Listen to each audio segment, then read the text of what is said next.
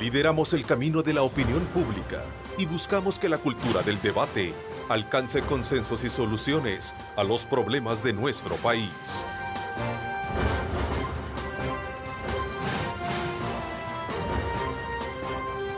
Diálogo con Ernesto López. Hola, ¿qué tal? ¿Cómo están? Qué placer enorme saludarles a ustedes en esta cálida mañana de martes 27 de marzo de 2018. La naturaleza siempre premiando a todos los seres humanos. El despertar, el madrugar, esta mañana nos encontramos con un precioso sol muy anaranjado. Qué linda la naturaleza. Qué bueno también a usted que ya se encuentra de vacaciones y aquellos que están por salir, pues desde ya a poner todo su esfuerzo, toda su actividad para que podamos concluir buenas nuestras actividades. Así es que desde ya bienvenidos. Vamos desde luego nosotros en esta marcha de poderles llevar a ustedes como siempre los diferentes puntos de vista sobre temas relevantes de este acontecer de nuestro país. Esta mañana con nosotros nuestro buen amigo Dagoberto Gutiérrez, con quien vamos a leer con mucha precisión los últimos acontecimientos que marcan el tema de la política, el tema de lo económico, el tema de lo social en nuestro país. Dagoberto, quiero darte la más cordial bienvenida. ¿Cómo estás? Un abrazo. Bueno, reza un dicho, Dagoberto, en política no hay nada escrito. Y basta con colocar en la mesa los últimos resultados electorales para comprender y entender que esta frase urbana muchas veces se cumple. De acuerdo al escrutinio final, los partidos políticos, en su mayoría los tradicionales, sufrieron una disminución de votos, lo cual nos indica que algo está pasando en la mente de la ciudadanía o al interior de los institutos políticos. Hoy vamos a hacer un análisis pertinente sobre este tema y sobre todo para saber que una vez concluida la actividad electoral, ¿qué es lo que viene para el país? ¿Verdad? Buenos augurios en materia de gobernabilidad, bueno, eso esperamos todos, ¿verdad? Por el bien y la necesidad de resolver los diferentes problemas que golpean fuertemente nuestro territorio. Recuerde, les invito a que participen a @diálogo21 o @Neto López Radio. Son las dos cuentas en Twitter que están disponibles para que usted participe y nos pueda comentar, pueda formular sus comentarios y también sus sugerencias con relación al tema que vamos a desarrollar en esta primera parte con nuestro invitado. Bueno, Dagoberto, nuevamente me da mucho gusto verte, tenía días de no conversar contigo, te agradezco muchísimo que hayas dispuesto de tu tiempo para poder conversar de cara al país sobre estos acontecimientos que han marcado la actividad política electoral y ahora la gran pregunta es ¿qué es lo que viene para el país? Esa es una pregunta clave en este momento, porque ocurre que la política es una actividad cotidiana para los seres humanos. Nosotros somos el único animal que necesita hacer política para defender su vida. Es decir, necesita relacionarse con el problema del poder. El ser humano necesita tener poder para defenderse, para organizarse, para movilizarse y para formarse. Ahora bien, este es un aspecto que apareció muy claramente expresado en los acontecimientos del 4 de marzo. Esta es la votación más importante de toda la posguerra. Por primera vez, el pueblo supera el marco de la votación y construye el marco de la elección. Ocurre que la magia de las votaciones consiste en que la gente que va a votar, vote, pero no elige. Esta es la ley. La gente vota, pero no elige. Los que eligen son los otros, los que tienen el poder. En esta votación, el pueblo eligió por primera vez en toda la posguerra. ¿Sí? ¿Lo calificas de esa manera? Sí. El pueblo no solo votó, sino que eligió. Esto quiere decir que por primera vez en la posguerra, por lo menos pensando en la posguerra, el pueblo pasó de ser objeto político a ser sujeto político. Y se cambiaron los papeles. En esta votación los partidos políticos fueron el objeto político y el votante se convirtió en sujeto político, decidiendo, organizando la manera de votar con mucha genialidad, con mucha intencionalidad. Y hay un rasgo clave en este primer aspecto de los significantes del 4 de marzo. Normalmente el voto se le califica de derecho, de deber. Se dice, el voto es el arma de los hombres libres. El voto es el pillar del pajarito en el boscaje. El voto es el amanecer dentro de la oscuridad. El voto es el arroyuelo corriendo para el cielo. Montón de calificativos. El pueblo descubrió que el voto es instrumento político. Esta es una revolución teórica que tiene consecuencias prácticas claves. Una revolución teórica. Si el voto es un instrumento político, es táctico. Y yo, dueño de ese instrumento, decido si lo uso o no lo uso. Y decido cómo usarlo, cuándo usarlo y cuándo no usarlo, como todo instrumento. Por eso es que la gente anuló el voto. Que esta es el nivel más alto de la conciencia política de la gente. El pueblo se abstuvo, el pueblo se ausentó, o el pueblo votó de manera válida, como dice la ley. Y esa forma válida es maravillosa. Este es el primer rasgo. Pero hay un segundo rasgo. En esta votación se cierra el ciclo histórico que empieza desde 1967. Cruza las huelgas de maestros de 1968, cruza los golpes de Estado, cruza la guerra, cruza la posguerra y culmina hoy. En este momento se agota el papel de los partidos políticos como fundamento del régimen político. En esta votación chocó el pueblo con el régimen político. Uno no sabe si los partidos políticos le están poniendo a esto materia gris o lo están viendo simplemente de manera electoral. Fíjate que qué bueno, porque de alguna manera quisiera comprender mejor y en qué sentido ese poder ciudadano del cual tú hablas tuvo esa capacidad de mover el estamento político, porque hasta este momento cambios lo que se han visto solo son a nivel de estructura de un gabinete de gobierno, no del partido. En Arena lo que se ha visto son vítores y alegorías de triunfalismo al sacar la mayor parte de diputados y creo que también de alcaldías.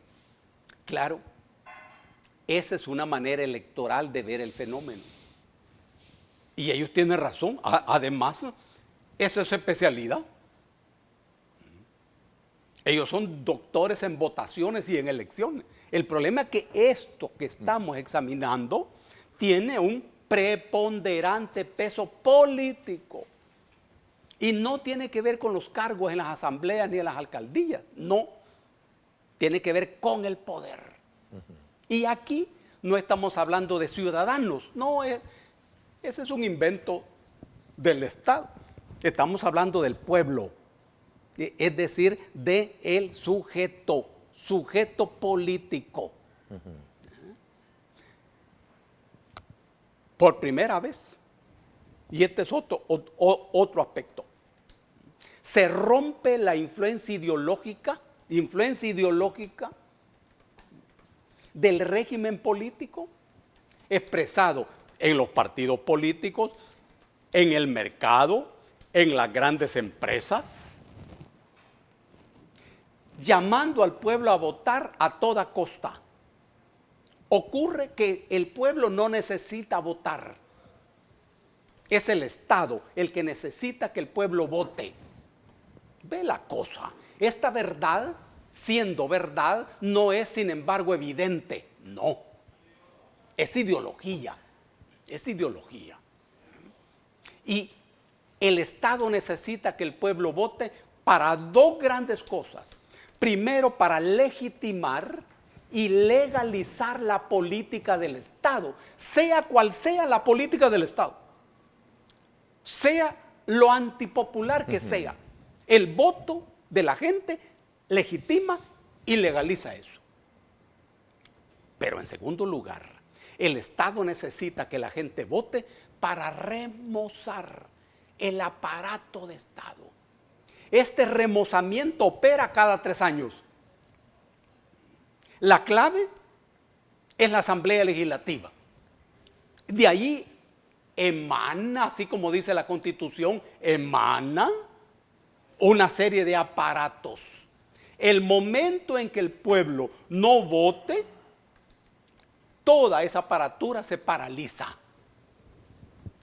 Se paraliza. Es decir, el poder de la gente expresado en la forma como la gente entiende el voto.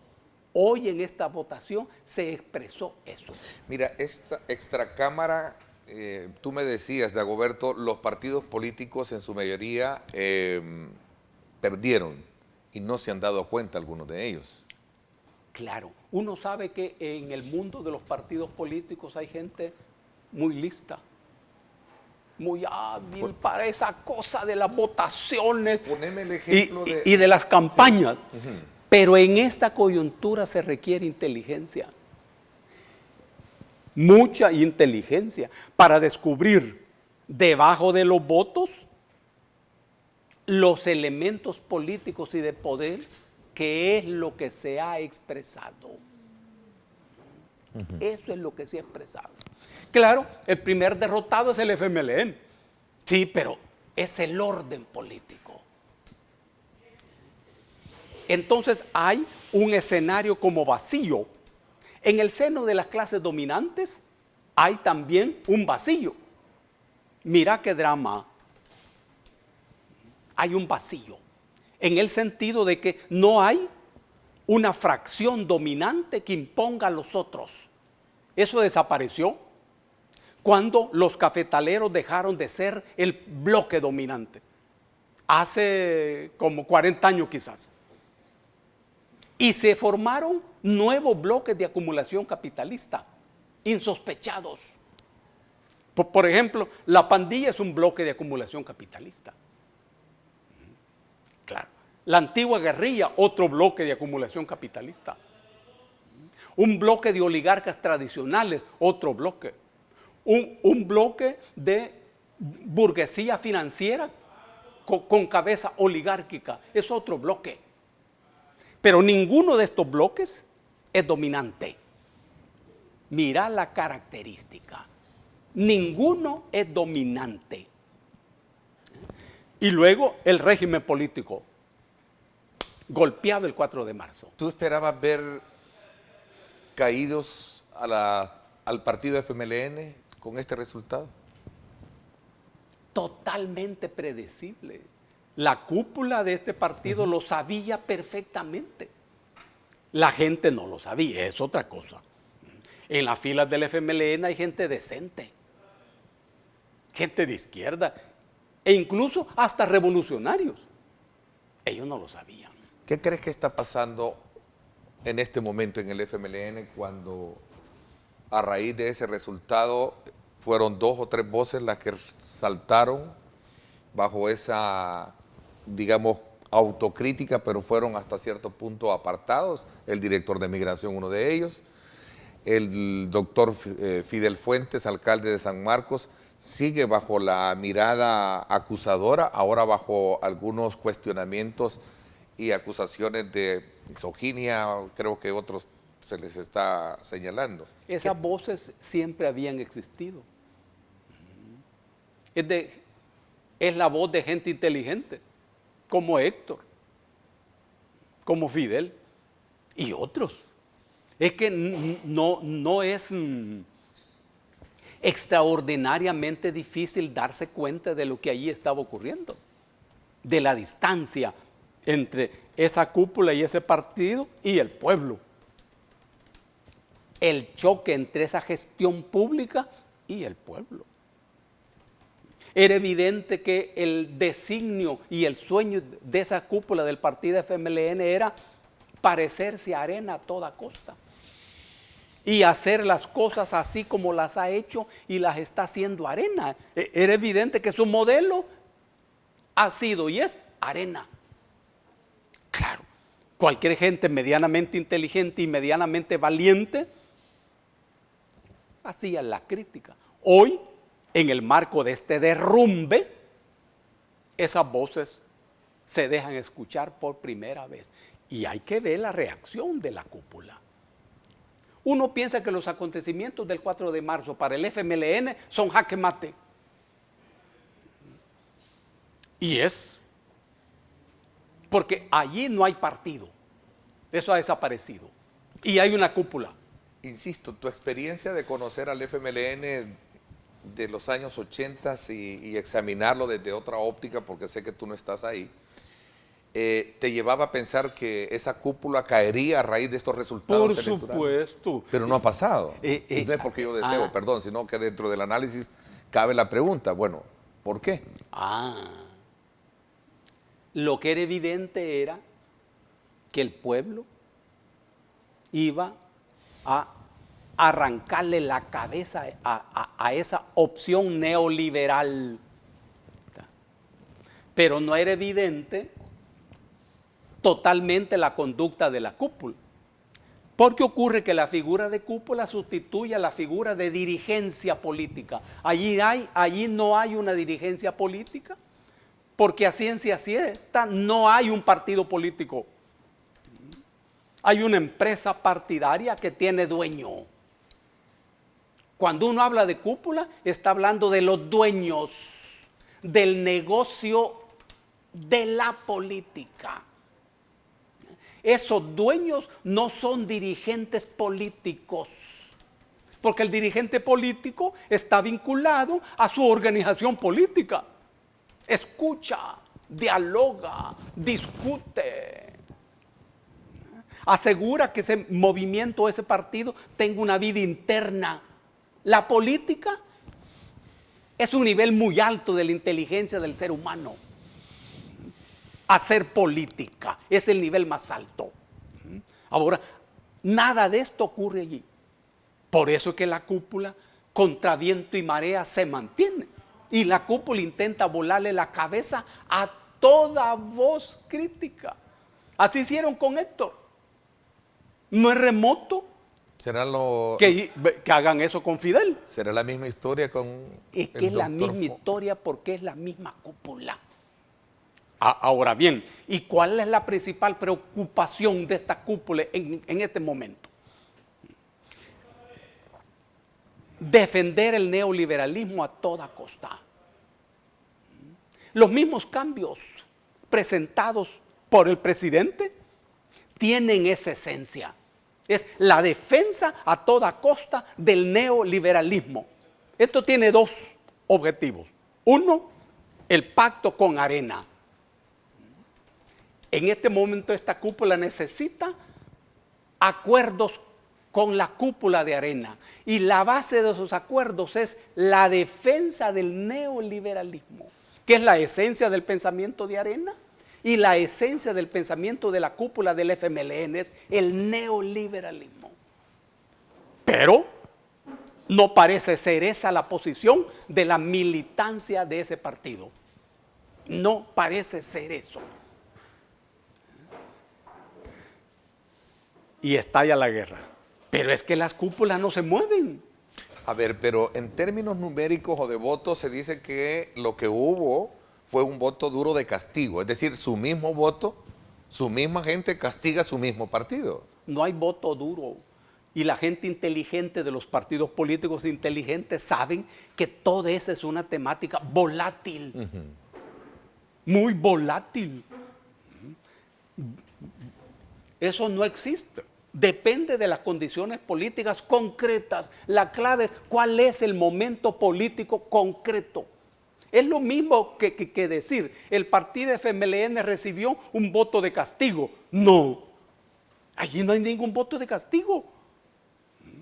Lo que hay es una votación que rechazó, expulsó y condenó esa política. Producto, a tu criterio, de una corriente atípica a los principios y los fundamentos por los cuales surge el FMLN. En absoluto, no tiene nada que ver con eso. Lo que la gente enfrentó y rechazó es el paquete político construido en el país en el momento en que termina la guerra civil. En ese momento, una parte de los mandos guerrilleros y una parte de la oligarquía, la parte más inteligente de la oligarquía, pactan un proyecto político. Convierten a la antigua guerrilla en partido político.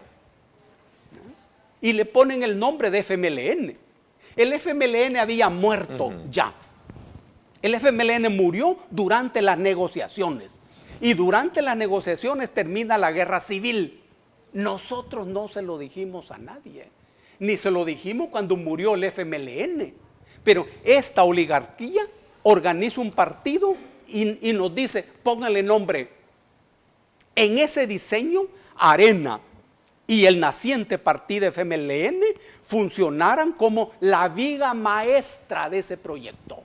La viga maestra. Ese proyecto se comprometió a aplicar el neoliberalismo brutal, total, ortodoxo que funciona en el país, que generó la guerra social actual. Muy bien. ¿Cuánto duró eso? 30 años. Ya en 1983, en el artículo 85 de esa Constitución, a los partidos políticos se les entregó constitucionalmente, no solo legalmente, el control del aparato del Estado. El sistema político es pluralista y se expresa a través de los partidos políticos, que son el único instrumento para el ejercicio de la representación del pueblo dentro del gobierno. Punto. Este es el texto. A ver, entonces tú, voy a hacer una pausa comercial, predices entonces que para Fidel Fuentes le viene la misma medicina que le pasó a Héctor Rodríguez. Es muy difícil en estos tiempos predecir algo. Lo necesario es someter a juicio los acontecimientos, es decir, los hechos que tienen relevancia política. Sí, difícil predecir, pero es que la cúpula es la cúpula y la cúpula son los dueños del negocio y ellos no pueden discutir. No es que no quieran, no es que no lo necesiten. ¿Y quién alza la voz en defensa, o quién debería alzar la voz en defensa de aquellos que en algún momento elevan su voz para poder hacer críticas como las que hizo en este caso el ex director de Migración y Fidel Fuentes? Óscar Ortiz pide al FMLN tener más tolerancia a las críticas del alcalde. Esto lo publica colegas del periódico El Diario de Hoy y que fue retomado por muchos medios de comunicación ayer en una conferencia de prensa. ¿Qué piensas al respecto? ¿Quién debe de serlo? Voy a hacer una pausa comercial, regresamos.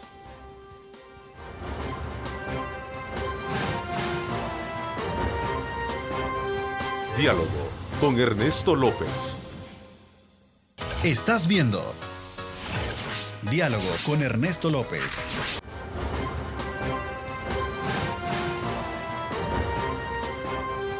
Diálogo con Ernesto López. Estrechando lazos, mejorando tu vida. ACACU DRL. Bueno, gracias nuevamente por estar con nosotros.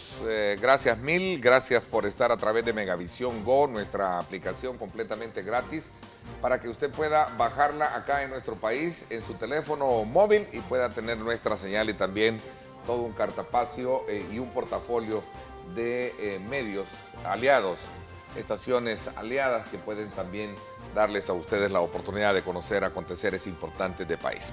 A ver, continuamos con Dagoberto Gutiérrez haciendo un análisis del resultado electoral, los partidos políticos per se. Ya vamos a hablar también del resto de partidos, pero quisiera un poco ir concluyendo en tu lectura, particularmente en el tema del FMLN y de alguna manera esta situación que está pasando hoy en día. Y te dejaba planteada la pregunta, ¿a quién corresponde a tu criterio, Dagoberto, defender o acompañar esa autocrítica dentro del partido?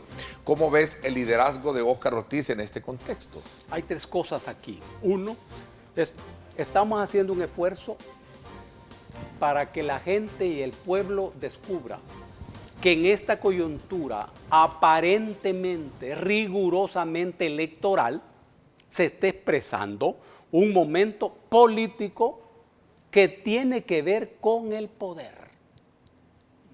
Hay un proceso de construcción de un nuevo poder. Y lo decisivo no es, en realidad, la asamblea que viene. No, eso no es lo decisivo. Porque lo nuevo de esa asamblea es las nuevas correlaciones. Que la tiene la derecha. No. ¿Sí? Las nuevas correlaciones. Siempre ha sido la derecha, porque el partido FMLN es un partido de derechas, que aplica una política de derechas, pero que intenta jugar a la izquierda. Por eso, eso no es el punto. No. Ahora bien, Óscar usa una figura interesante. Óscar pide tolerancia. La tolerancia es una figura fundamental de la ética. Una sociedad requiere tolerancia. ¿Y qué es la tolerancia? La tolerancia consiste en aprender a soportar aquello que no te gusta. Esa es la tolerancia. Porque aquello que te gusta no lo toleras, sino que lo disfrutas. Esa es la diferencia. Y esa es la esencia de la tolerancia. Pero ocurre que aquí, en relación con el FMLN, no es la tolerancia el fundamento, sino que se tome en cuenta. La gente del FMLN lo que está pidiendo es un cambio de política. Hay tonos y hay colores. Algunos están pidiendo el cambio de la cúpula, otros están pidiendo el cambio de política, que es la esencia de la cosa. Ahora bien, en verdad aquí se ha construido un nuevo escenario. Un nuevo escenario. Y la gente más inteligente de los partidos políticos así lo estará entendiendo. En ese nuevo escenario pueden ocurrir nuevos acontecimientos en donde no esté en lucha la disputa por los cargos públicos, sino un nuevo poder, la construcción de un nuevo poder. Una nueva corriente de partido a través de movimientos como el que expresa Nayib Bukele, que por cierto en las redes sociales hay quienes te ven como un promotor de ese movimiento de nuevas ideas. ¿Es cierto o es falso? No, Aclárame. en realidad no estoy hablando de un nuevo partido político, no, estoy hablando de un nuevo poder. Pero el poder te lleva a través de un partido político, no necesariamente. No, hombre. A ver, cuéntame un poco. El poder es otra cosa. El poder es otra cosa. Aquí estamos hablando de un escenario en donde el pueblo asume su calidad de sujeto político. 2, donde el pueblo construye un nuevo proyecto de país. Nuevo proyecto de país. No solo un nuevo proyecto de gobierno, no, sino de país. El pueblo organiza nuevas fuerzas surgidas de abajo. En todo el territorio. El pueblo organiza esas fuerzas de manera diferente. Es otro fenómeno. Ahora, ¿esto ha de pasar por las votaciones? Claro. Sí. Pero eso es un corolario, es un resultado, el fundamento del nuevo escenario construido. El 4 de marzo es todo esto a lo que me he referido. No es un diseño electoral, no. Claro que no. Es político. ¿Dagoberto está con Nayib Bukele? Yo estoy en el chiflón social, ideológico, político, cultural, que se está construyendo en todo el país. Miles y miles de gente somos parte de ese chiflón,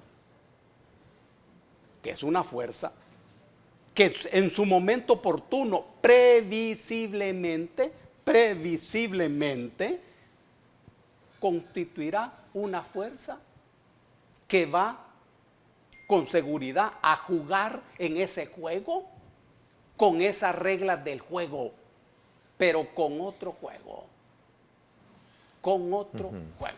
Pero eso podría considerarse que va en consonancia de lo que está surgiendo ahora con este movimiento. ¿Qué piensas entonces de este movimiento de Nayib Bukele? Es un movimiento que preocupa mucho a los poderosos, preocupa mucho a los oligarcas, preocupa mucho a los bancos de pensamiento intelectual, preocupa mucho a los bloques empresariales y preocupa mucho a los partidos con cúpulas poco pensantes, pero entusiasma mucho a la gente en todo el país. Pero da esperanzas a mucha gente en todo el país, de este a oeste. Ese es el fenómeno. Es un fenómeno político. ¿Le ves futuro tú a ese proyecto? Tiene un gran presente. Porque en todo caso, el futuro es un espacio vacío.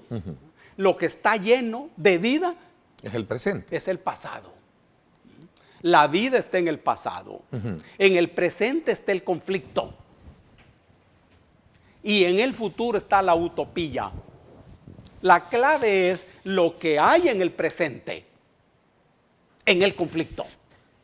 Y en este conflicto que nutre el presente, la gente está encontrando un camino de confianza, de fe, de esperanzas. ¿Le ves forma y fondo a un proyecto nuevo que puede liderar? Voy a poner el caso Nayib Bukele por el lado, como ya lo conocimos con el movimiento Nuevas Ideas, Johnny Wright, Juan Valiente, y esperemos a ver qué resulta de la elección interna en Arena. Un proyecto de ese tipo es una necesidad. Y la gente más inteligente de este país así lo está entendiendo. Se necesita eso. Cuando se habla de nuevas ideas, se está hablando de nueva política. Pero también se está hablando de una nueva forma de hacer política, de una nueva forma de aplicar la política y otra política. Nuevas ideas expresa eso. En el fondo, la figura de nuevas ideas expresa ideas nuevas. Te pregunto, ¿le va a permitir consolidar un proyecto político el actual sistema? Los que en el actual sistema tienen cabeza lúcida descubrirán que una fuerza de ese tipo no es amenaza, pero no es previsible la abundancia de esa inteligencia. No es previsible. Impedir esa fuerza abrirá en el país nuevos escenarios, otros escenarios. Porque por primera vez desde 1967 y desde la década del 70 con la Unión Nacional Opositora, el pueblo se organiza de la manera en que lo está haciendo en este momento. Perdona un poco mi insistencia, Dagoberto, ¿simpatizas con el proyecto de Nayib Bukele? Te estoy explicando este proyecto. Es que no es ningún proyecto de Bukele, es el proyecto de la gente. Es la gente la que está construyendo este proyecto, la que lo está organizando. Y es la gente la que está diciendo, vos sos. No es Bukele el que está diciendo, yo soy. No. No. Y vos que lees la Biblia,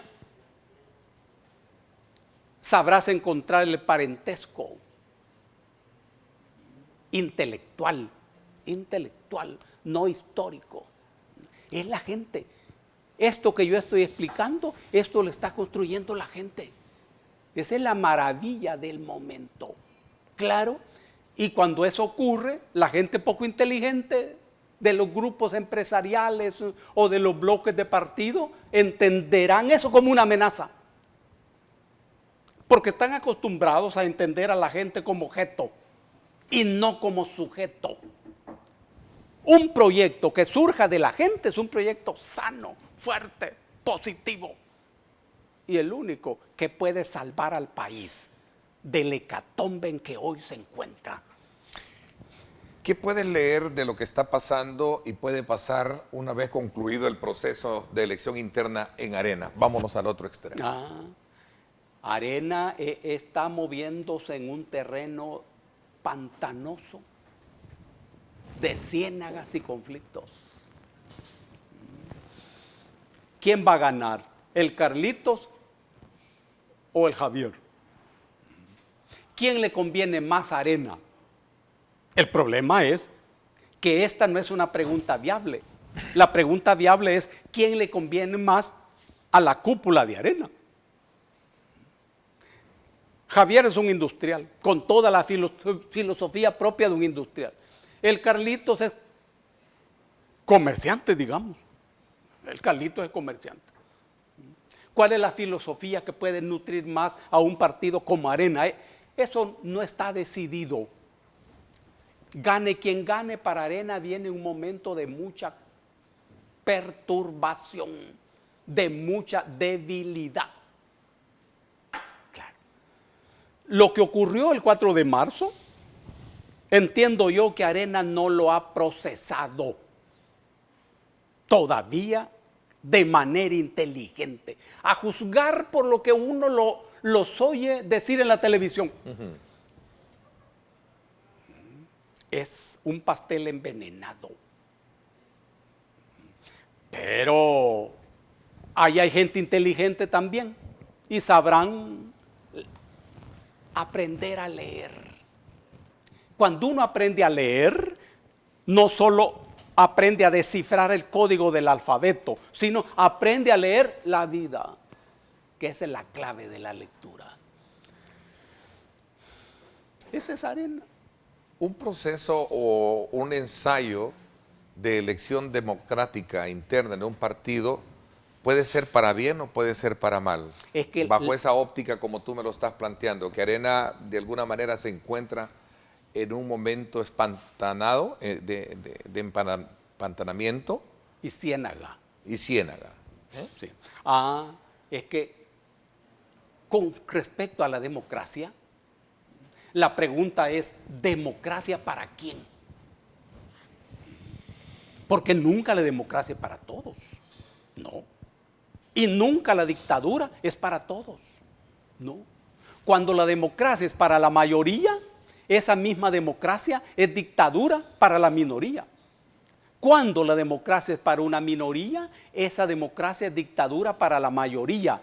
Así que el tema democracia, siendo una figura inventada en una sociedad de esclavos, tal como era Atenas, cuando ellos construyeron esa democracia, uno debe tomarla con mucho filtro, mucho filtro. El 10% de la población de Atenas inventaron la palabra democracia. El 90% eran esclavos. Cuando ellos hablaron de pueblo, el pueblo eran ellos. Una minoría. Mira el sentido de la democracia. Mucho ojo. Es parecido a lo que ocurre con el progreso. A vos te han enseñado que el progreso es bueno siempre, porque es un paso hacia adelante. Pero cuando el médico te dice, señor, su cáncer ha progresado, ese que también es progreso, ¿es una buena noticia? No. Lo mismo ocurre con el progreso. Te construyen una supercarretera, ¿cómo no? Es un progreso y yo estoy de acuerdo. Pero la supercarretera te destruye el bosque, te destruye el manto acuífero. ¿Es progreso para vos? No. Pero sí es progreso para la empresa que construye la carretera. Entonces predices que Arena no saldrá tan bien fortalecida con este proceso al tener dos grandes tres grandes competidores, por decirte así, para no excluir al tercero. Yo diría que Arena no ha salido fortalecido.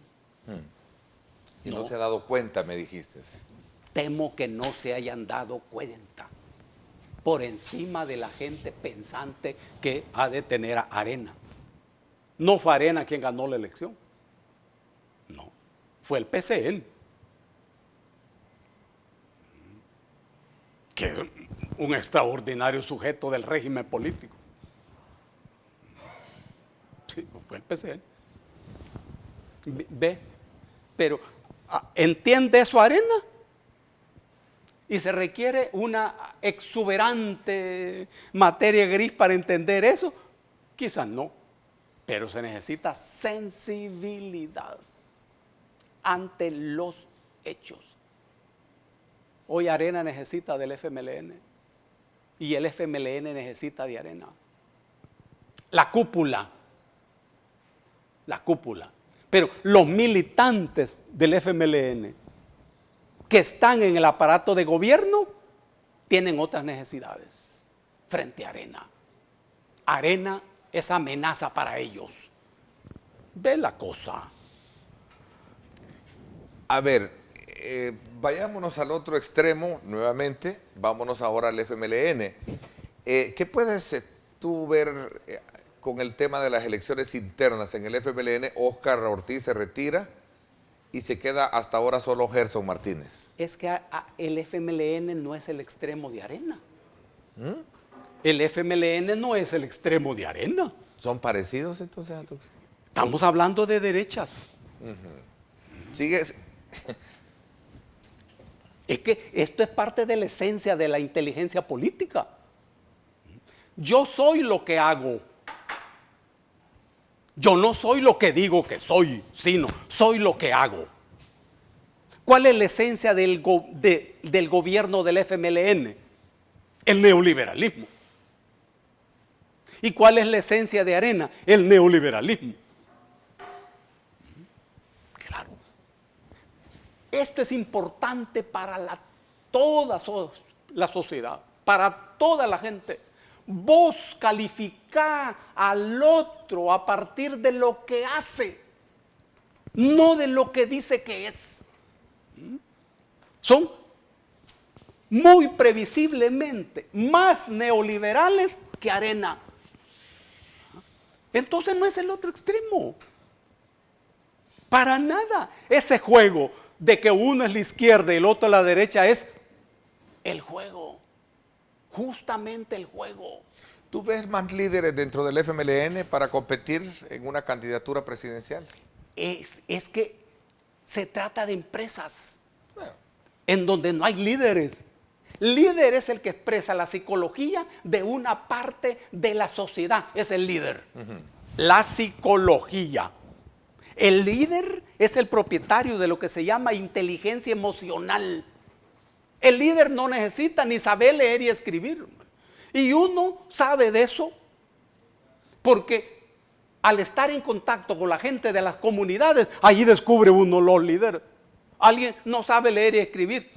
No es necesario para el líder. A ver, te hago la reflexión porque Gerson Martínez en algún momento se considera que es la principal y casi ungida candidatura dentro del partido. Óscar obviamente renuncia después de esta debacle que ha tenido en términos de votos el partido y ahora resulta de que la gran pregunta es ¿quién más puede competir por Gerson? Gerson decía, no acepto ser candidato único. Mira, Gercito, cuando vos apareciste como candidato de la cúpula y aceptaste ser candidato de la cúpula, estabas en una peor situación. Ahora bien, pero cuando esa cúpula pierde desastrosamente las votaciones, te pusiste en una situación más que peor, más que desastrosa. Esta es la verdad, Gercito. Vos no hiciste bien tus cálculos, muchacho. Y vos te equivocaste. Vos sos inteligente. Nos conocemos de la guerra, de la clandestinidad. Vos te equivocaste. Ahora bien, en cuanto a Óscar, ¿y vos crees, Gercito, que Óscar se va a echar ese paquete de ser candidato en una votación en donde van a ser arrasados? No, hombre, claro que no. Vos tenés que buscar a alguien que se haga cargo.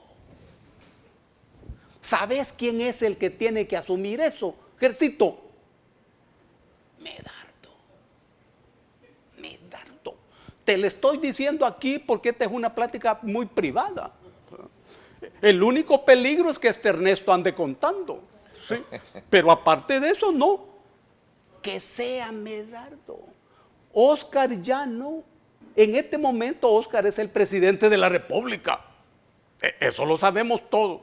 No solo porque Salvador está en su tratamiento, sino que es Óscar. ¿No ves la capacidad de reinventarse al partido en lo que resta de un tiempo para lo que vienen las elecciones? Es que eso de reinventarse es una figura de marketing. Lo digo asumiendo el papel del ausente para no, de alguna manera creer de que todo está perdido. No, hombre. El golpe para el FMLN es jaque mate. Jaque mate. Sí. Son palabras mayores las que me estás hablando. Claro, claro. Es que estamos pensando inteligentemente. Porque el pueblo salvadoreño es un pueblo inteligente, hombre. Hay que ver cómo votaron el 4 de marzo. Con la sabiduría que lo hicieron. Jaque mate. La cúpula del FMLN lo sabe muy bien. Los militantes más inteligentes lo saben muy bien. ¿Y por qué jaque mate? Porque el FMLN no es partido político. Es una maquinaria electoral. Maquinaria electoral. He estado en una constante actividad de estarlos invitando a la dirigencia, a la cúpula del partido, para que me acompañen y hagamos un análisis también sobre este tema. Espero que más adelante así sea. Dagoberto, el tiempo se me fue. Quiero agradecerte el que hayas dispuesto de este espacio para poder dialogar, analizar estos escenarios que se describen una vez concluido el proceso electoral. Gracias por haberme acompañado. Uno no sabe si el tiempo se le va a uno o uno se ve en el tiempo. Hagamos un programa sobre el tiempo. Magnífico. Para rendir homenaje a Stephen Hawking, Sí, que nos enseñó mucho sobre el tiempo. Aprovecho para recomendar el libro de Stephen Hawking. Se llama Breve Estudio sobre el Tiempo. Interesante, muy buen punto. Gracias, Dagoberto. Me voy a una pausa. Gracias a usted por estar con nosotros. Cuando volvamos, vamos a ver desde la óptica que en este mismo sentido de análisis vamos a leer también los resultados electorales con la parte de la dirigencia del Partido de Concertación Nacional. Regresamos. Estrechando lazos, mejorando tu vida. AKQ DRL.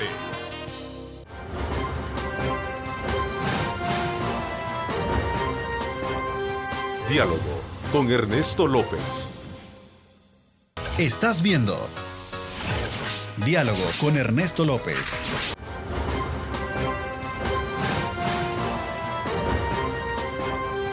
Diálogo con Ernesto López.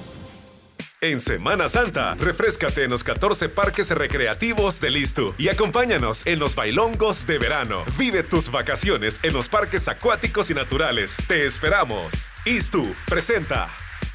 Un espacio, como siempre, para darle importante información sobre actividades recreativas que tiene el Instituto Salvadoreño de Turismo y que, a propósito, Karen Avilés nos las presenta todas las mañanas. Karen, adelante con la información. ¿Cómo estás? Muchas gracias y muy buenos días a todas las personas que nos sintonizan. Les cuento que el Parque Natural Cerro Verde en Santa Ana ofrece un clima fresco, lo cual lo convierte en una excelente opción que tenemos que visitar en estas vacaciones de verano. Hagamos ecoturismo junto al Instituto Salvadoreño de Turismo. Con esta información, regreso al estudio. Bien, gracias Karen, te agradezco muchísimo por esa información. Vamos a estar desde luego siempre atentos a conocer cuáles van a ser esas actividades que tiene programadas el Instituto Salvadoreño de Turismo para estas vacaciones de Semana Santa. Don Manuel Rodríguez, él es secretario general del Partido de Concertación Nacional, bienvenido, gracias por acompañarnos. No, gracias Ernesto por la oportunidad que nos das de estar acá en este canal, especialmente en esta época tan importante como es la Semana Santa, donde se demostró el amor de Dios para con la humanidad al enviar a su Hijo a salvarnos pues del pecado. Y a morir por nosotros. A morir por en la nosotros. cruz. Y resucitar. Mario Ponce también, coordinador del grupo parlamentario. ¿Cómo está? Gracias por acompañarnos. Buenos días, Ernesto. Un saludo muy especial a nuestros amigos televidentes y, por supuesto, en especial a todos los cuscatlecos. Bueno, mira, en consonancia con lo que estaba conversando anteriormente con Dagoberto Gutiérrez, es importante que hagamos un alto en la reflexión ya prácticamente de los resultados, aun y cuando se está a la espera que después de las vacaciones, en este caso, pueda tomar una decisión el Tribunal Supremo de otorgarle a quien le compete el diputado de San Vicente, o al partido Gana, o en este caso al Partido de Concertación Nacional. Pero el punto de partida es qué es lo que viene ahora por delante, ahora que ustedes han logrado capitalizar un poco de esa, digamos, debacle que ha sucedido para los dos grandes partidos mayoritarios en este país. El PCN sale con 10 diputados, ¿sí? Corrígame. 9. Hasta ahorita y está 9. en disputa el otro. Y Gana, que también mantiene casi el mismo número. A ver, ¿cuál es la lectura que ustedes tienen? Bueno, primero nosotros hemos visto el crecimiento del partido. Somos el partido que más ha crecido en estas elecciones. Tuvimos un crecimiento de aproximadamente, ¿cuánto, Mario? 96,000 votos, sin contar los votos de las coaliciones de los departamentos donde íbamos coaligados, como Morazán, San Vicente y San Miguel. Es un crecimiento bastante considerable, ¿verdad? Y estos son los mensajes que cada uno de los partidos debe ir tomando. Digamos, aquellos partidos donde tuvieron una caída sumamente grande, como el FMLN, donde baja más de 400,000 votos. Arena, que pierde también, no saca la cantidad de votos de las elecciones pasadas. El Partido de Ganas, que tiene un pequeño incremento. El PDC, que crece, ¿verdad? Y nosotros, como Concertación Nacional, que con recursos escasos, ¿verdad? Quizás los recursos más escasos que hemos tenido en la historia, no solamente de Concertación Nacional, sino que de Conciliación Nacional, logramos obtener un crecimiento tan grande como el que como lo que Dios nos ha dado y el pueblo ha ratificado. Ahora, ¿qué significa tener esa fuerza o ese empoderamiento que hasta este momento podría creer que la población se los otorga a ustedes como partidos que están bajo la línea de la tercera fuerza política? Bueno. Mira, para el partido es un gran reto y por supuesto lo asumimos con mucha responsabilidad. Es un gran compromiso en el que tenemos que empezar a enderezar muchas cosas que obviamente no andan bien en el país. Y la gente, fíjate, salió a votar por varios aspectos de su vida diaria. Dagoberto Gutiérrez lo decía. Salió a votar porque está insatisfecha por no resolver el problema de su inseguridad, no ver resultados concretos en materia de seguridad. Salió a votar porque necesitan los jóvenes oportunidades de empleo. No hay empleo, el empleo se ha estancado en este país.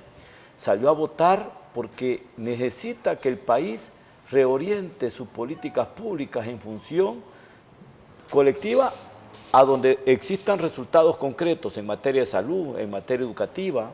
No se están viendo resultados tangibles en esas dos áreas prioritarias para cualquier Estado. El pueblo salió a votar por romper la polarización, Ernesto. La polarización le está haciendo grave daño a este país. Y eso es lo que debemos de entender los que en este momento hemos salido electos.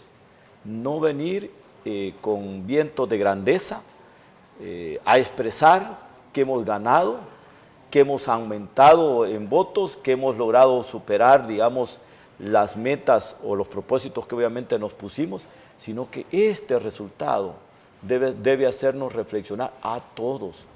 Debe hacer reflexionar a Arena, que le ha dado 37 diputados con menos votos que en las elecciones del 2015. Debe hacer reflexionar al FMLN, que tuvo una reducción bastante significativa para reenrumbarse y levantarse debe hacernos reflexionar a las terceras fuerzas políticas que logramos aumentar en votos y en número de diputados y que tenemos de alguna manera que empezar a demostrar que ese voto de confianza que nos han dado debe ser parte de nuestro comportamiento en función de austeridad, ojo, en función de ser el partido que tienda puentes para resolver las posiciones encontradas de las dos grandes fuerzas políticas, para ser el partido que siempre busque una tercera opción de salida al problema del país en materia económica, en materia política, en materia social. ¿Sí ves? Eso es lo que el pueblo salió a votar. Por lo tanto, es una enorme responsabilidad. Y aquellos que están pensando seguir haciendo las cosas como el pasado, creo que estarían totalmente equivocados. Ustedes prácticamente con el partido Gana van a tener la llave de negociación para los dos partidos políticos, si hablamos en términos numéricos para cualquier tipo de iniciativa. Bueno, en el caso, digamos, de una relación con Arena, para hacer 43 con solo los votos de Arena y de PCN serían suficientes. Se logran, ¿no? Con 43. Y recordando, don Manuel, perdón que lo interrumpa, que este país ha estado siendo gobernado bajo esa línea de aprobación por 43 votos, la mayoría. No sé si Mario me corrija así. Ahora, ¿sí? una cosa, para hacer 43 votos con el FMLN se necesita Gana y se necesita el PCN. Se necesitan 3 partidos políticos y al PDC para poder hacer 43. O sea, son las 2 posiciones de 43. Para hacer 56 se necesita, Arena necesitaría al PCN y a Gana y al PDC. En cambio, para el FMLN va a necesitar la correlación de fuerzas de Arena para poder hacer 56. O sea, definitivamente la situación es difícil para este gobierno, porque Arena tiene pero buena para el país, difícil para el gobierno, pero buena para el país. Para el país, ¿verdad? Porque por un lado se va a romper la polarización. Recordemos que estamos a un año de elecciones presidenciales. Arena tiene interés en recuperar el gobierno y para hacerlo va a necesitar trabajar junto a este gobierno para que lo pueda recibir en buen estado y no en el estado catastrófico que lo puede recibir si existe la polarización. Así que definitivamente nosotros sí creemos de que va a haber diálogo. Hemos hablado con las dos partes, hemos hablado con representantes del FMLN, del gobierno, hemos platicado con la gente de Arena y ambos están hablando de que se debe de buscar mayores acercamientos, llegar a acuerdos de nación, ¿verdad? Y los problemas que nos van a enfrentar, los problemas financieros. Necesitamos 56 votos para solventar los problemas de pago para este año, para el siguiente y no digamos hasta el 2024. Entonces creemos que es una buena oportunidad para poder acercar estas dos fuerzas políticas y que se tomen las decisiones que se tuvieron que haber tomado el año pasado. Yo no sé si por coincidencia o porque verdaderamente así lo es, pero decía Dagoberto que gran parte del partido ganador ha sido el PCN por su tradición y por muchas cosas. ¿Cómo asumen ustedes ese detalle? Mira, voy a hacer una pausa y regreso contigo para que me lo explique. Gracias también. Agradeciendo a usted por estar participando, @diálogo21, @Neto López Radio. Son las 2 cuentas en Twitter que están disponibles para que usted participe. Envíenos sus comentarios, nos interesa. En Semana Santa, vive tus vacaciones en los 14 parques recreativos del ISTU. Haz tu ruta en los buses alegres y descubre la experiencia acuática y natural. Te esperamos. ISTU presentó.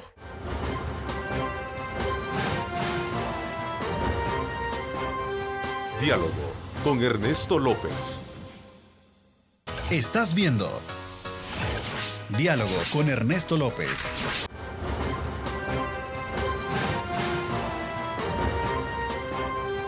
Diálogo con Ernesto López. Bueno, gracias nuevamente por estar con nosotros. ¿De qué lado más vamos a ver al Partido de Concertación Nacional? Una vez teniendo ese detalle, como lo expresaba Dagoberto Gutiérrez, de haber sido uno de los más o de los principales ganadores en este proceso electoral, Mario. quizás te voy a responder la pregunta que me hiciste antes de irnos a comerciales. ¿Cómo tomamos nosotros este resultado electoral? Lo tomamos con humildad, con mucha humildad y con mucho compromiso de país. Paso a lo siguiente, con el planteamiento, la pregunta que obviamente nos haces. Mira, siempre vamos a estar del lado a donde la gente quiere que estemos, del lado de resolver los grandes problemas del país. Te lo decía al principio, no puedes estar del otro lado y no puedes ser tú parte del problema, tienes que ser parte de la solución. Y las soluciones en todos los aspectos de la vida diaria del ciudadano, debes de entender, debes de comprender, debes de estar conectado con el ciudadano. Si tú no vas a la calle, no caminas el día a día y no conoces los problemas de la gente, estás totalmente fuera o en otro mundo, fuera de lugar. Simple y sencillamente, todos los temas que se abordan en el Congreso tienen que ver con la vida diaria del ciudadano. Empleo. Estás conectado, tenés que saber que la gente está exigiendo y está pidiendo más empleo. ¿Y por qué no crecemos? El crecimiento del país depende de las decisiones que tomemos en la Asamblea Legislativa. Fíjate que, por ejemplo, estaba viendo lo que está diciendo el Fondo Monetario Internacional. Dice que nuestra economía es 12 puntos menor que la que nosotros habíamos, según nosotros teníamos calculado.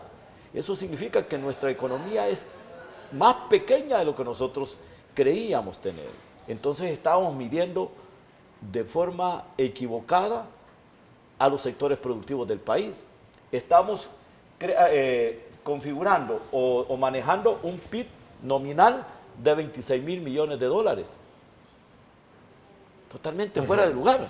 Entonces, ahí nos está diciendo el Fondo Monetario que hay que hacer un ajuste del 2% para equilibrar, digamos, o estabilizar la economía del país, para poder determinar si estamos creciendo, si estamos decreciendo o estamos estancados económicamente. Entonces, toda esa situación que tú ves, que ha sido bien medida por el Fondo Monetario Internacional, nos permite entrar en un diálogo permanente, a donde todos concurramos con nuestros votos, a donde todos debatamos y pongamos las mejores ideas para solucionar el problema del decrecimiento del país. El país está decreciendo y el decrecimiento termina en desempleo, termina en pobreza, termina en insatisfacciones sociales, como el hecho de no tener medicamentos en los hospitales, como el hecho de no tener las camas suficientes para las personas que buscan los servicios de salud del sector público.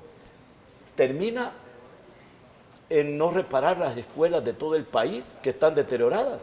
Termina por no nombrar el maestro a tiempo de ese centro escolar, que está demandando porque la población estudiantil ha crecido.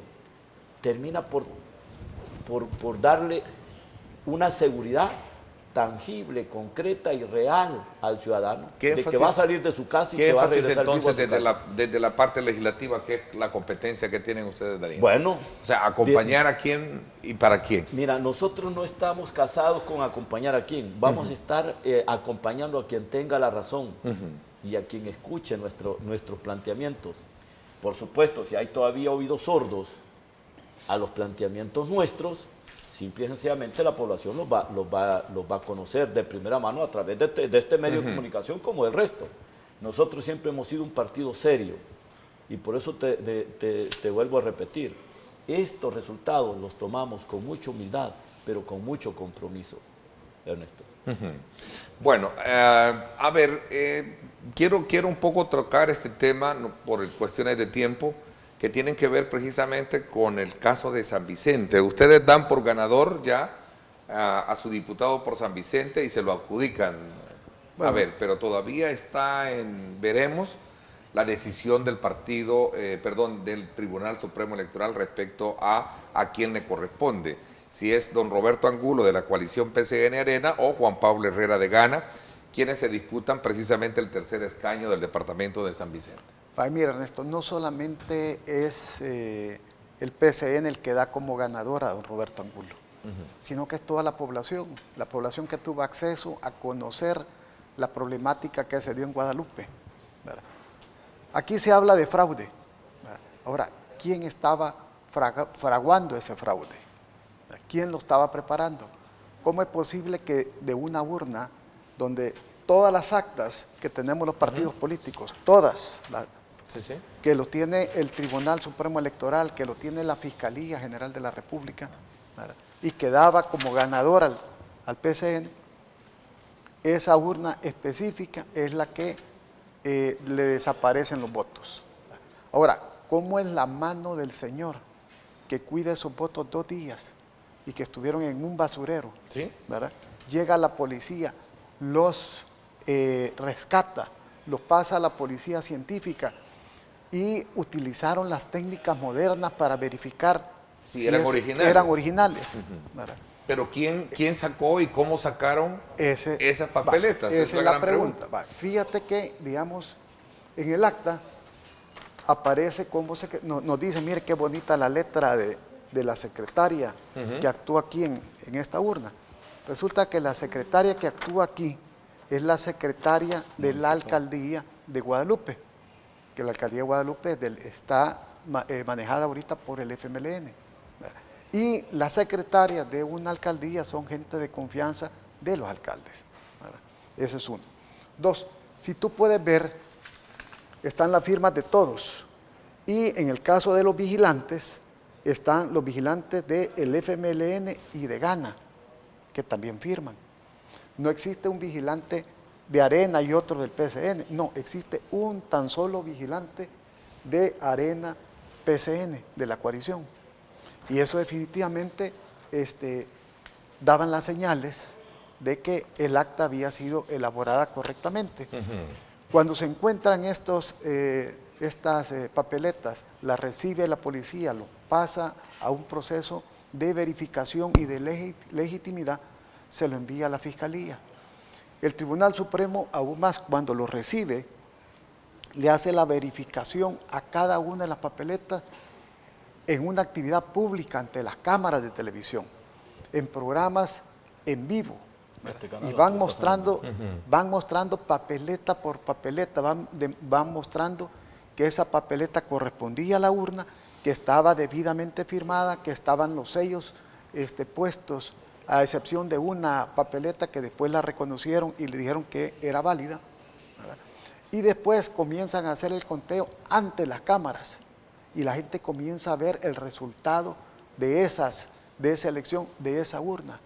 Definitivamente nadie puede tener duda de que esa papeleta eran las correctas, que esa papeleta, además de que el resultado del conteo coincidió con el acta, ¿verdad?, o sea, no hubo ninguna variación, le correspondía a esa urna toda esa documentación. Su homólogo Andrés Rovira dice que se rompió la custodia de esos votos y de ahí es donde se puede de alguna manera partir para poder hacer una investigación y de acuerdo a según las estimaciones de ellas, es ahí donde a ellos se les estaba haciendo Yo entiendo a Andrés. Andrés quizás no ha estado en la moda, ¿verdad?, actual, no ha estado viendo los adelantos tecnológicos que han existido, si quizás nos ha quedado un poquito atrás, pero los mecanismos de verificación de las papeletas, ¿verdad?, determinaron que eran las originales.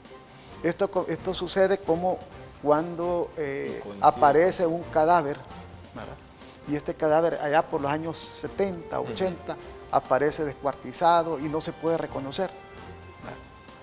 Hoy en la actualidad sí hay mecanismos para determinar a través del ADN, ¿verdad?, quién era la persona. Y de esa manera, hoy con los avances tecnológicos y con el cuidado que tuvo el Tribunal Supremo Electoral de verificar esas medidas de seguridad que le garantizaran identificar las papeletas, creo que no hay excusa de decir de que se rompió la cadena de custodia. Es la decisión de la gente de Guadalupe la que se les está irrespetando. Así que en ese sentido nosotros sí creemos de que el tribunal va a responder, ¿verdad?, en favor de don Roberto Angulo. Ok, Gana sostiene que va a pedir de alguna manera, una vez conociendo el caso, la nulidad de ese proceso de elecciones. Así están las cosas. Vamos a irnos a la última pausa comercial. Gracias por estarnos enviando sus comentarios. Vamos a darle lectura a muchos de ellos cuando regresemos.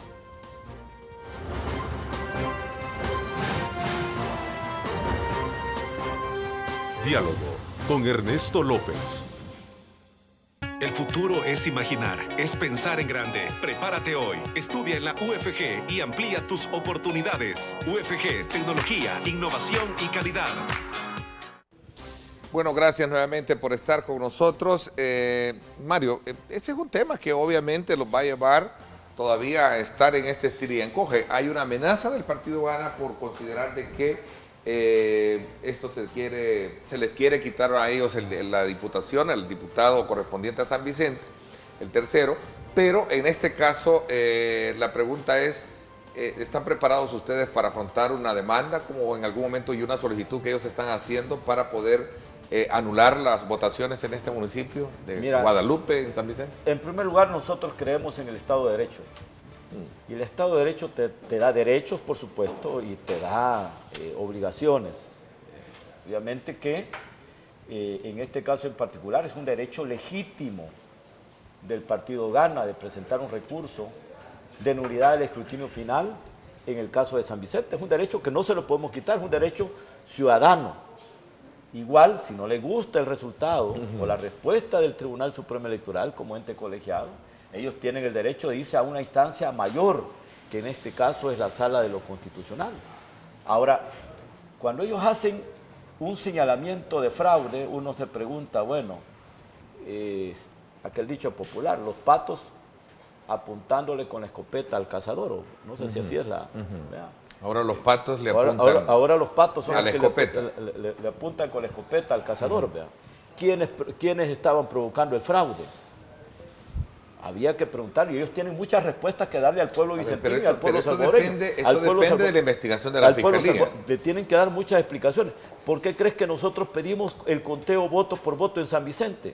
Primero lo pedimos porque nosotros ya, de acuerdo a nuestro escrutinio, acta por acta ganábamos por 27.35 centésimas de voto la diputación. Segundo, nosotros sabíamos en qué municipios los votos preferentes los habían puesto como cruzados. Como antecedente me estás hablando como claro, claro. ¿Me quieres contar algo aquí entre nos sin que se dé cuenta? No voy a hacer lo que hizo don Dagoberto. Como hizo Dagoberto, contame algo que no lo sepa todo el mundo. Lo dijo públicamente, no. Pero lo que quiero decirte es lo siguiente. ¿Qué otro indicio teníamos? Nosotros queríamos llegar a porque este era como la corona del fraude que nos habían hecho. ¿Por qué crees que recuperamos más de 500 votos en el conteo voto por voto? Y no fueron votos. Ellos que acusan de fraude, se habían acumulado votos que no se habían ganado. Se habían puesto votos que no se habían ganado. Y los votos de la coalición los habían puesto, los votos preferentes, que eran votos enteros, los habían puesto como votos cruzados. ¿Por qué habían unas donde nosotros recuperamos arriba de 50 votos? Votos preferentes, votos directos a la coalición, los habían puesto como voto cruzado, 0,50, la mitad del voto o un tercio del voto, porque ahí solo podíamos dividir en dos partes el voto, en el 50% y en un tercio. Recuperamos más de 500 votos. ¿Y por qué nosotros también queríamos llegar a esta situación? Porque esta era la corona, esta urna, centro de votación era la corona del fraude. Sí. Aquí estaban coronando todo, estaban de alguna manera llegando a decir, con esto nosotros legitimamos a nuestro diputado. A ver, ¿cómo se explica? ¿Por qué? Porque sacaban estos votos con todo lo que nos habían hecho y con esto ellos salían ganando por 18 votos. ¿Cómo se explica el antecedente del memorándum que pone a cero precisamente por, digamos, por considerar de que no había, digamos, tales datos como lo explica? Mira, en primer lugar, el acta cumple con todos los requisitos legales que debe cumplir cualquier. Pero ¿por qué el tribunal, Mario, perdón, y estoy un poco asumiendo el papel del ausente, pero ¿por qué el tribunal entonces declara que se ponga a cero esa? Porque se iban a abrir las urnas. Y al abrir las urnas se iban a ver, ¿verdad? Lo que pasa es que ahí ya sabían, quizás ya sabían, de que esa urna no iba a tener los votos. Entonces, esa es la situación. Nosotros hemos actuado de buena fe, creyendo de que no iba a haber fraude, que la gente iba a estar pendiente de ¿Ustedes acusan directamente a Gana de haber cometido este fraude? ¿No? ¿No se atreven a...? No, es que ese es un trabajo de la Fiscalía. De la Fiscalía. La Fiscalía lo va a determinar. La Fiscalía va a tener que llamar a los miembros de las mesas, va a tener que llamar a la gente de la DOE que manejó el paquete electoral.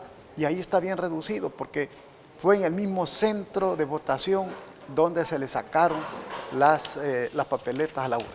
Me queda esta copia y vamos a estar a la expectativa de la resolución del tribunal que, de acuerdo a la postura, será dada a conocer después de esta semana, es decir, después de la semana de vacaciones. Quiero agradecerles el que me hayan acompañado esta mañana para conocer de cerca este caso y en particular el rol que llevan de cara a lo que viene por delante una vez han obtenido ese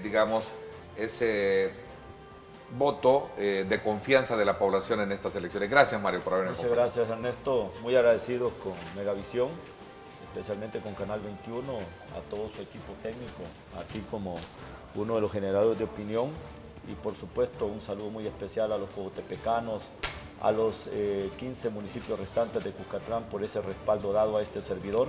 Quiero decirte que en Cuscatlán casi aumentamos 10.000 votos en diputaciones y aumentamos un poco más de 10.000 votos para alcaldes. Hemos ganado la cabecera departamental y doña Lili Bello Perdomo hará las cosas por el bien de los cogotepecanos. Haremos un gobierno diferente, humano, equitativo y justo. Así es, y lo dijo Dagoberto Gutiérrez, los ganadores son ustedes. Gracias también por este obsequio. No es propaganda la que me han traído, dice ¿qué haría Jesucristo? Es una pregunta, ¿qué haría Jesucristo? Bueno, qué bonito. Gracias, don Gracias, Manuel, gracias por habernos acompañado. Gracias, Ernesto, por la oportunidad que nos dieron. Y te voy a decir algo también aquí entre nos. Sí, sin que lo sepa alguien. Vimos la mano de Dios en estas elecciones como PCN. Y le damos la honra y la gloria a Él. Amén. Gracias por haberme acompañado. Felices vacaciones. Gracias. Nos vamos desde luego despidiendo. Los esperamos en una próxima emisión. Gracias, pásenla bien y como siempre recuerden lo más importante, amar a Dios sobre todas las cosas. Lideramos el camino de la opinión pública y buscamos que la cultura del debate alcance consensos y soluciones a los problemas de nuestro país.